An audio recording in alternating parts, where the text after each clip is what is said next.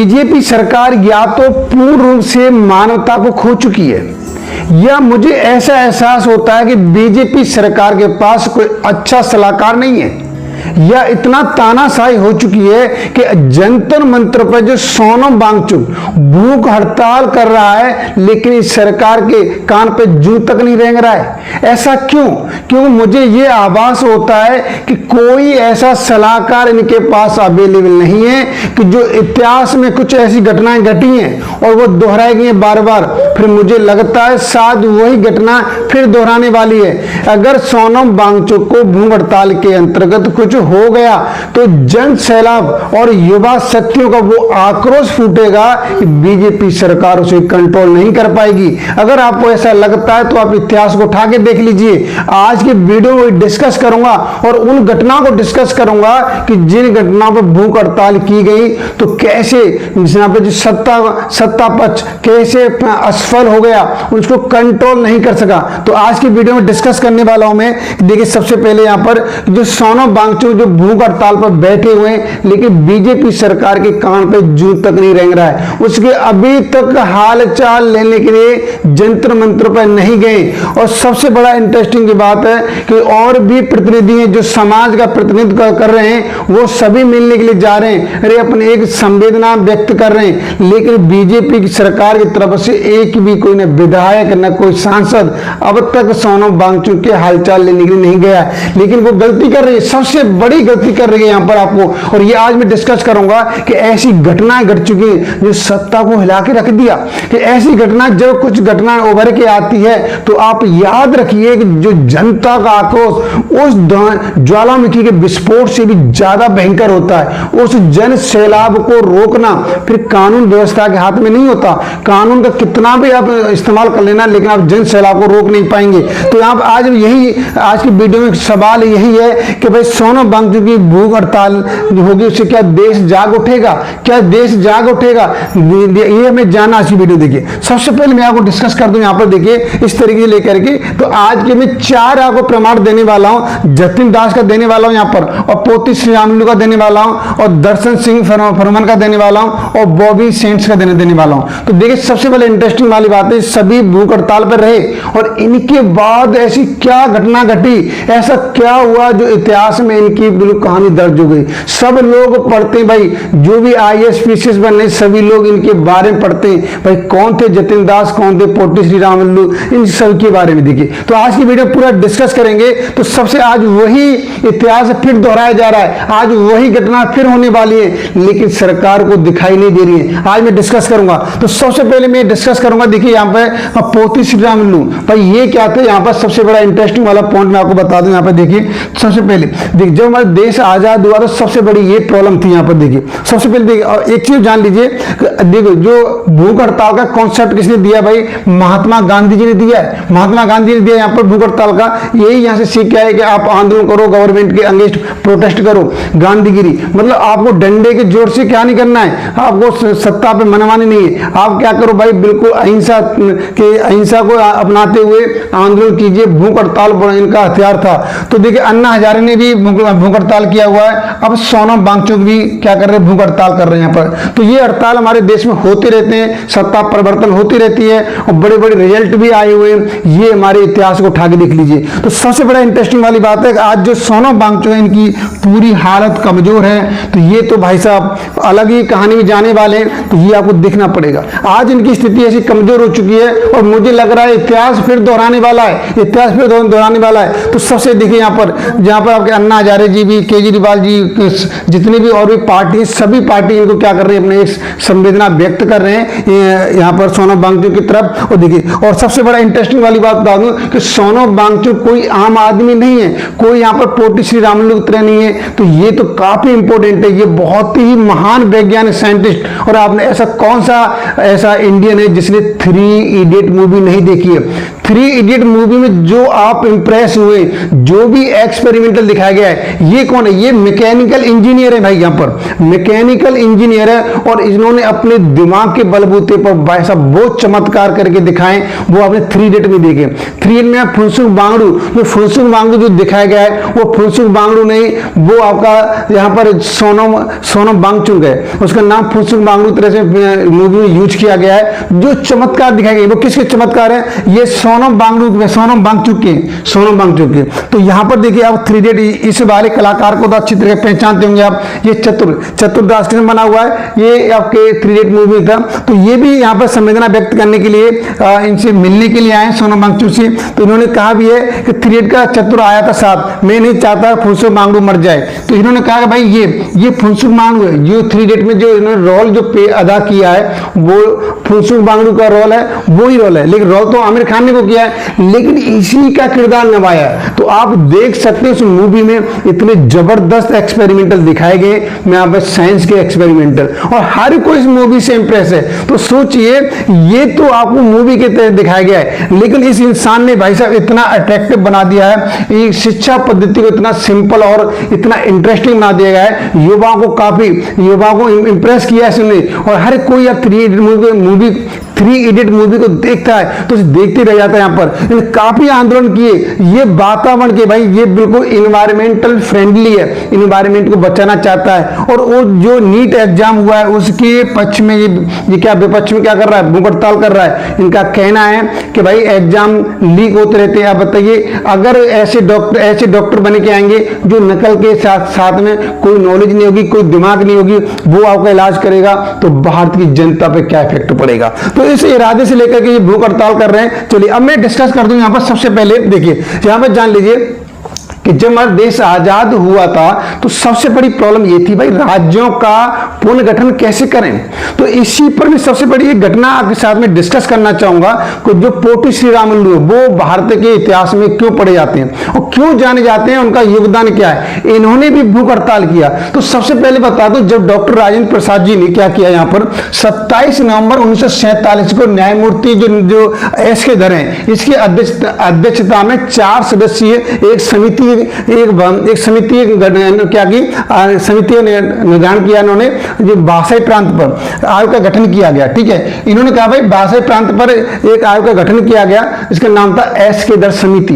तो जब इन्होंने अपनी जो रिपोर्ट थी 10 दिसंबर 1948 को सौंपी, तो इन्होंने क्या बोला, भाई भाषा की जगह पर हम राज्यों का पुनर्गठन नहीं कर सकते, क्योंकि हमारे भारत में कहीं तेलुगु बोली जाती है, कहीं तमिल बोली जाती है, भाषा कहीं कुछ मतलब विभिन्न भाषाओं से भरा पड़ा है। अगर ऐसे हम राज्य को डिवाइड करेंगे तो यहाँ पर विभिन्नता आ जाएगी, मतलब लोगों के अंदर वो एकता वाली चीज नहीं रहेगी। तो एस के दर समिति ने इस विचार को क्या कर दिया, असफल बता दिया और इनके अगेंस्ट खड़ी हो गई। अब देखिए, अब सबसे भाषा की जगह पर इन्होंने क्या दिया, इन्होंने बोला भाई प्रशासनिक और भौगोलिक, वित्तीय एवं विकास की सुविधाओं के आधार पर राज्यों का पुनर्गठन होना चाहिए। ये एस के दर समिति, जो एस के दर की अध्यक्षता में जो समिति बनाई गई थी, उसके एक सलाह थी। अब देखिए यहां पर मैं आपको बता दूं, यहां पर फिर इन्होंने जवाहरलाल नेहरू जी देखिए, वो जवाहरलाल नेहरू के टाइम पर भी ऐसी भूख हड़ताल की कंडीशन आ गई थी। लेकिन मैं आपको बता दूं जवाहरलाल नेहरू की नीति और जहां पर आज टाइम पर सत्ता की नीति, दोनों में अंतर है। वो एक यहां पर भूख हड़ताल जो अपने नीति पर अड़े हुए थे, वो देश के विकास के लिए अड़े हुए थे। तो नेहरू जी नहीं चाहते थे कि राज्यों का जो पुनर्गठन किया जाए वो गलत तरीके से हो जाए। अगर एक बार गलत तरीके से हो गया तो हमारे देश में जो अखंडता का जो एक संदेश देते, अखंडता नहीं खंड खंड हो जाएगा। तो एकता को निश्चित करने के लिए और विकास को दिमाग में नजर रखते हुए उन्होंने क्या किया, 1 अप्रैल 1949 को एक समिति बनाई। तो यहाँ पर 3 सदस्यों वाली समिति बनाई, जहां पर से बोलते JVP, यहाँ पर जे से बन गया जवाहरलाल नेहरू, वी से वल्लभ भाई पटेल और पी से पीता में सीतारमैया, ठीक है, पट्टा में सीतारमैया। एक समिति बनाई। अब देखिए बड़ी इंटरेस्टिंग वाली बात है। तो इन्होंने क्या किया, इन्होंने भी मना कर दिया इन्होंने भी मना कर दिया कि भाई भाषा के आधार पर राज्यों का पुनर्गठन नहीं होना चाहिए। अब इंटरेस्टिंग वाली बात देखिए, मद्रास राज्य, जो मद्रास राज्य है कि तेलुगु भाषियों के लिए भाषा के आधार पर एक मांग कर रहे थे, और पोटी श्री रामुलु ने क्या किया, 56 दिन की भूख हड़ताल बैठ गया भाई, 56 दिन की भूख हड़ताल बैठ गया। तो आज जैसे ही यहाँ पे सोनम वांगचुक बैठा हुआ है, ऐसे ही उस टाइम पर श्री रामुलु बैठे हुए थे। इनकी मांग क्या थी कि भैया भाषा के आधार पर मद्रास राज्य को एक अलग से राज्य बनाया जाए, ये इसकी मांग थी। लेकिन सरकार इस मांग को नहीं माननी थी। और सबसे बड़ा इंटरेस्टिंग वाली बात है, अब सरकार क्यों नहीं माननी थी, क्योंकि एसके धर समिति बनाई गई थी और जेबीपी जो समिति बनाई गई थी, इन्होंने भाषा के आधार पर राज्यों के पुनर्गठन को गलत बताया कि हम भाषा के आधार पर राज्यों का पुनर्गठन करेंगे तो देश बट जाएगा, देश के लोगों में जो प्रेम भाव नहीं रहेगा। तो इस वजह से जवाहरलाल नेहरू जी संकोच कर रहे थे। अब इंटरेस्टिंग वाली ये बात है कि 56 दिनों बाद 15 दिसंबर 1952 को भाई साहब श्री रामुलु जी लुढ़क गए, पोटी श्री रामुलु जी लुढ़क गए, ये भूख हड़ताल बैठे थे। अब लुढ़क गए तो देखिए, जब तो सरकार ने कोई बात नहीं, और जैसे पोटी श्री रामुलु जी भैया भूख हड़ताल बैठे लुढ़क गए, अब जनता का जन सैलाब का जो गुस्सा था पूरा भटक गया। और भाई साहब इस तरीके से देश में आक्रोश फैल गया जन सैलाब के अंदर, और जबरदस्त तरीके से आंदोलन हुआ, सड़क पर आ उतरे भाई साहब, उस तरीके से आ उतरे। और उन्होंने इतना इस तरीके से व्यवस्था फेल हो गई कि जवाहरलाल नेहरू जी को झुकना पड़ा। और सबसे पहला राज्य जहां पे देखिए, यहां पर 1 अक्टूबर 1953 को भैया 1 अक्टूबर 1953 को क्या किया उन्होंने, एक यहां पर राज्य की घोषणा कर दी, आंध्र प्रदेश ये घोषणा कर दी। ये कैसा राज्य था, ये भाषा के आधार पर गठित किया गया राज्य था। यहां पर देखिए, भाषा के आधार पर गठित किया राज्य था आंध्र प्रदेश, ये सबसे पहला राज्य देखिए। अब सबसे पहले मैं आपको बता दूं, राज्य तो गठित कर दिया, अब इसकी देखा और भी राज्य भड़क गए कि भैया भाषा के आधार पर आंध्र प्रदेश की घोषणा हो सकती है, तो हमें भी राज्य चाहिए। तो अब इसके बाद नेहरू जी को बड़ा लगा, यार हमने आंध्र प्रदेश बना तो दिया है, आंध्र प्रदेश राज्य की स्थापना कर तो दी है, क्या गलत तो नहीं किया है। इसीलिए उन्होंने क्या किया, एक 1953 में न्यायमूर्ति फजल अली की अध्यक्षता में एक 3 सदस्यीय फिर समिति का गठन किया गया। इसके अंदर देखिए, फजल अली तो था, इसके अलावा 2 और थे, KM पन्नीकर तथा हृदयनाथ कुंजरू थे, ये 3 लोग थे इनके समिति में। तो यहाँ पर इन्होंने राज्य आगे एक समिति गठन किया, और उन्होंने भी भाई इनसे बोला कि भैया आप इनका अध्ययन कीजिए और बताइए क्या हमने जो भाषा के आधार पर राज्य गठन किया जाए। तो इन्होंने भी देखिए 30 दिसंबर 1955 को अपनी रिपोर्ट प्रस्तुत की, ठीक है, और रिपोर्ट प्रस्तुत की, और उसी के आधार पर राज्य पुनर्गठन अधिनियम 1956 लागू किया गया। और इसके आधार पर देखिए यहाँ पर, और 7वां संविधान में 7वां संशोधन किया गया, जिसमें 14 राज्य और 5 केंद्र शासित प्रदेश वहां पर क्या गए बनाए गए। और जो फजल अली थे, इनका जो सलाह थी, तो उन्होंने बोला कि भाई 16 राज्य बना दो, और यहाँ पर 16 राज्य बना दो, 3 केंद्र शासित प्रदेश बनाने की सलाह दी, किसने, फजल अली ने। तो ये तो एक बैकग्राउंड था किसका, श्री रामुलु पोटी का था। तो देखिए श्री रामुलु पोटी ने यहाँ भूख हड़ताल की, और भूख हड़ताल पर जब भूख हड़ताल बैठा था सरकार ने उसका कोई भी कुछ नहीं लिया। लेकिन यहाँ पर ऐसा नहीं है, सरकार उनसे मिलने भी गई, सब कुछ गई, लेकिन बात नहीं मानी। लेकिन जब वो खत्म हो गया, उसकी सांसें थम गई, तो भैया देश की गति थम गई, तो उनको लास्ट में नेहरू जी को झुकना पड़ा। देखिए अब मैं आगे डिस्कस करता हूँ, यहाँ मैं करना चाहता हूँ। देखिए सबसे पहले तो देखिए, अब जतिन दास कौन है भैया, इन्होंने भी ये केस फर्स्ट देख लिए, जतिन दास भाई, इन्होंने भी 1929 ईस्वी में भूख हड़ताल बैठ गए यहाँ पर, ये भारतीय स्वतंत्रता सेनानी के थे, बैठ गए। अब सबसे बड़ा इंटरेस्टिंग वाली बात क्या है कि लाहौर जेल में भारतीय राजनीतिक कैदियों के साथ हो रहे भेदभाव का विरोध किया उन्होंने, तो भारतीयों के साथ में भेदभाव हो रहा था, ठीक है। तो यहाँ पर अंग्रेजों शासन चल रहा था यहाँ पर, और जो भूख हड़ताल बैठे, कितने दिन बैठे, 63 डेज, 63 दिन के पर ये भूख हड़ताल बैठ गए भैया। और 13 सितंबर 1929 को भैया ने कहा खत्म हो गई, कहानी खत्म हो गई इनकी। तो अब हुआ क्या, पूरे भारत में शोक और गुस्से की लहर दौड़ी भैया, पूरे भारत में गुस्से की लहर दौड़ गई। और सबसे बड़ा इंटरेस्टिंग वाली बात है कि जब इनके अंतिम संस्कार में लाखों लोग शामिल हुए, जो लाखों लोग शामिल हुए और क्रांतिकारियों को आंदोलन का मिला राष्ट्रीय समर्थन, जो क्रांतिकारी थे उन्हें राष्ट्रीय समर्थन मिल गया और ब्रिटिश सरकार पर जेल सुधारों को बढ़ावा। भाई साहब ब्रिटिश सरकार पर बहुत दबाव पड़ा, ब्रिटिश सरकार कप गई, मतलब ब्रिटिश सरकार कप गई भाई साहब इसके इस तरीके से। तो ये जान लीजिए कि ये लोग वो इंसान है कि जीते जी नहीं कर पाए, लेकिन मरने के बाद बहुत कुछ इन्होंने डायरेक्शन बदल दी, दिशा ही बदल दी आंदोलन की। तो दूसरे में अभी डिस्कस कर चुका हूं पोटी श्रीरामुलु का, जो एक आंध्र प्रदेश राज्य को गठन करने में इनका महत्वपूर्ण योगदान था। ठीक है, इन्होंने भूख हड़ताल की, भैया ये भी चले गए थे, ये निपट गए थे। अब तीसरे देखिए यहाँ पर केस थर्ड डिस्कस करना चाहता हूं, बॉबी सेंड्स, ये उत्तरी आयरलैंड में थे यहाँ पर और 1981 में इन्होंने भूख हड़ताल बैठे हुए थे। और सबसे बड़ा इंटरेस्टिंग वाली बात है इसका क्या था, जेल में राजनीतिक कैदी का दर्जा, राजनीतिक कैदी का दर्जा दिया, इसकी वजह से उनका उद्देश्य था यहाँ पर। और 66 दिन की 66 डेज की इन्होंने भूख हड़ताल की और 5 मई 1981 में इनकी मृत्यु हो गई।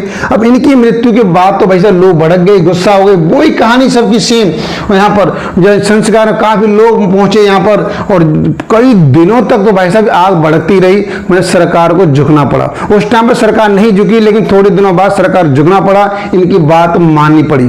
चौथा एग्जाम्पल देना चाहता हूं आपको, दर्शन सिंह फेरुमन, जहां पर ये भारत के 1969 में, तो ये भी कहां पे थे, सिख नेता थे और पंजाब से जुड़े क्षेत्रीय मुद्दे, विशेषकर चंडीगढ़ का प्रश्न था। तो इसके आधार पर इन्होंने क्या किया, भूख हड़ताल बैठ गए। भूख हड़ताल बैठे, कितने बैठे, 74 डेज बैठे भूख हड़ताल पर। और इनकी जो डेथ हो गई 27 अक्टूबर 1969 को इनकी डेथ हो गई। तो भाई यहां भी देखिए, यहां पे इतना जन आंदोलन टूट पड़ा, लोगों के अंदर गुस्सा फूट पड़ा कि भैया ये क्या हुआ, ये सरकार कैसी है, इस सरकार ने, मतलब सरकार को झुकना पड़ा। तो यही चीज मैं इस वीडियो के माध्यम से भाई बीजेपी सरकार को सचेत करना चाहता हूं कि आप किस तरीके से आप ले रहे हैं कि अगर सोनम वांगचुक कुछ हो गया तो उस जन सैलाब को कंट्रोल करना सरकार की बस की बात नहीं है। अगर आपको नहीं पता है तो आप इतिहास उठा लीजिए, ऐसी घटना काफी घट चुकी है। तो अब तक आप शांत हैं, बिल्कुल कोई बात नहीं, लेकिन कुछ हो गया तो जवाब देना बड़ा मुश्किल हो जाएगा। देखिए सबसे बड़ा इंटरेस्टिंग वाली बात है यहाँ पर कि भाई यदि सोनम वांगचुक कुछ हो जाता है तो क्या जन सैलाब इस तरीके से उमड़ बैठेगा, बिल्कुल उमड़ बैठेगा। देखिए यहाँ पर सोनम वांगचुक एक महान साइंटिस्ट तो है ही है, लेकिन 3 इडियट मूवी में इनका इतना, इनके योगदान कोई क्या दिखाया गया, हर कोई इंप्रेस है, हर कोई इंप्रेस है। अगर इसे कुछ हो गया तो भाई लोग यहाँ पे जन सैलाब का जितना जो है, जन सैलाब ऐसे फूटेगा जैसे कोई नदियां, जो जैसे बिहार में बाढ़ आती है इस तरह बाढ़ आ जाएगी। और जन सैलाब को रोकना कानून के हाथ में बस की बात नहीं है, कानून के हाथ पैर फूल जाएंगे। यहाँ पर आज यहाँ पर ये तीनों लोग शांत बैठे, भाई पूरी सत्ता जितनी है बिल्कुल शांत बैठे, लेकिन मैं संदेश देना चाहता हूं आप इस पर तुरंत एक्शन लीजिए। जैसा भी हो जी, जैसा भी हो, आप इन सोनम वांगचुक के भैया जो अनशन बैठे हुए, इस अनशन को तोड़वाने में हेल्प कीजिए या बात मानिए, जैसे आपको अच्छा लगे आप कीजिए, लेकिन आप मौन रहे तो आपको पीछे भी मौन रहना ही पड़ेगा, क्योंकि जन सैलाब के आप गुस्से को सामना नहीं कर पाएंगे। तो यहाँ पर देखिए इससे राजनीतिक नुकसान भी हो जाएगा, सामाजिक अशांति फैलेगी, आर्थिक नुकसान होगा, यहाँ पर अंतर्राष्ट्रीय बदनामी होगी और कानून संविधान का भी संकट हो जाएगा यहाँ पर। तो देखिए जब इस तरह की घटना होती है तो एक यहाँ पर इंटरनेशनल लेवल भी, इंटरनेशनल लेवल पर देखा जाए तो वहां भी हमें बदनामी सहन करनी पड़ती है कि भारत के अंदर ये सरकार क्या चल रही है। ठीक है, इस तरीके से बदनामी सहन करनी पड़ेगी। तो भाई साहब ये सरकार को सोचनी चाहिए यहाँ पर। और मैं आपको बता दूंगा, देखिए सबसे बड़ा इंटरेस्टिंग वाली बात है, आज इनकी स्थिति ऐसी हो चुकी है बहुत ज्यादा। क्या स्थिति होगी यहाँ पे, देखिए इनकी बहुत ज़्यादा स्थिति खराब हो चुकी है। देखिए इनकी आपको देखने से हालत लग रही होगी, यहाँ पर बहुत बुरी हालत हो चुकी है। मुझे लग रहा है भैया ये तो जीते जी तो सरकार नहीं मानेगी, लेकिन जो मरने के बाद जो कुछ होगा वो सरकार ही संभालेगी। ये जीते जी तो सरकार को इनकी जो त्याग का समझ नहीं आ रहा, जो योगदान दे रहे हैं उनका कोई समझ में नहीं आ रहा, इसके बारे में कुछ नहीं सोच रहे हैं। आज इनकी हालत बहुत कमजोर हो चुकी है। देखिए यहाँ पर आप देख रहे होंगे तस्वीरों से, इस तरीके से तस्वीर निकल के आ रही है जंतर मंत्र से, तो इनकी कंडीशन बहुत बुरी होती जा रही है, जैसे भूख हड़ताल का दिन बढ़ता जा रहा है। अब सोचिए आप बड़े जबरदस्त तरीके से खा रहे हैं खुद दबा करके, अब बेचारा कुछ खा नहीं रहे तो बताइए कैसी स्थिति होगी। यहाँ पर देखिए आप चेहरे से देख सकते हैं कि ये कहानी हो रही है इनकी। और देखिए और भी यहाँ पर तस्वीर निकल के आई है, यहाँ पर जंतर मंत्र से देखिए यहाँ पर बेचारे इस तरीके से पड़े हुए हैं, इनका वजन भी कम होता जा रहा है। देखिए यहाँ पर हालत हो चुकी है, मतलब 8-9 किलो वजन कम उनका होता जा रहा है, डे बाय डे वजन कम हो रहा है, उनकी बुरी हालत हो रही है यहाँ पर। ठीक है, दिल्ली में जंतर मंत्र पर भूख हड़ताल बैठे हुए,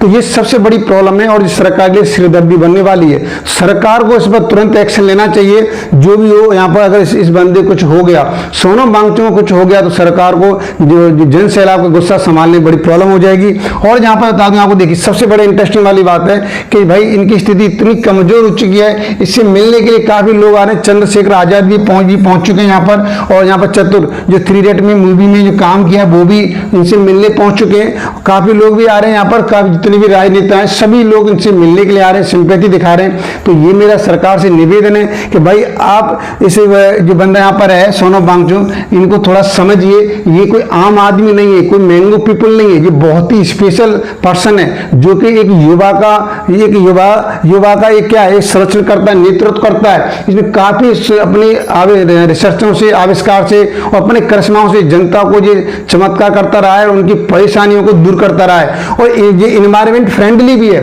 तो भाई इस तरीके से सोचना चाहिए। अगर ऐसा इंसान हमारे बीच से चला गया तो देश को सबसे बड़ा नुकसान होगा, देश को सबसे बड़ा नुकसान होगा। तो सरकार को ये थोड़ा सा लेना चाहिए, इस पर एक्शन लेना चाहिए। और जो भी हो, इनके भैया अनशन पे बैठे हुए हैं तो अनशन खत्म किया जाए यहाँ पर। और देखिए सबसे बड़ा इंटरेस्टिंग वाला पॉइंट और बता दूं यहाँ पर, अब यहाँ पर क्या हो रहा है, अब देखो यहाँ पर टेस्ट जो हो रहे हैं तो ये तस्वीर निकल के आ रही है। भैया 2 दिन हो सकते हैं सोनम वांगचुक की इस तरीके से जा सकते हैं, तो ये बट थोड़ा मैं नहीं बोलूंगा 2 दिन में ये हो जाएगा, लेकिन इस तरीके से यहाँ जंतर मंतर तस्वीर निकल के आ रही है तो बड़ी चिंताजनक है, बड़ी शोकजनक है कि भाई ऐसा कुछ हो नहीं जाए। अगर ऐसा कुछ हो गया तो भाई साहब देख लीजिए, अब देखिए राम मंदिर में भी चोरी हो चुकी है, राम मंदिर में चोरी हो चुकी है। और आपको पता है कि हमारे भारत देश में एक जो आस्था का बड़ा भाव होता है, तो सभी लोग इस तरीके लगा रहे हैं कि भाई अब देखिए अगर इस बंदे को कुछ हो गया तो भाई आप जो राम जी के मंदिर में चोरी हुई है तो वो उनका हाल जन सैलाब ऐसे टूटेगा, सबको दौड़ना पड़ेगा।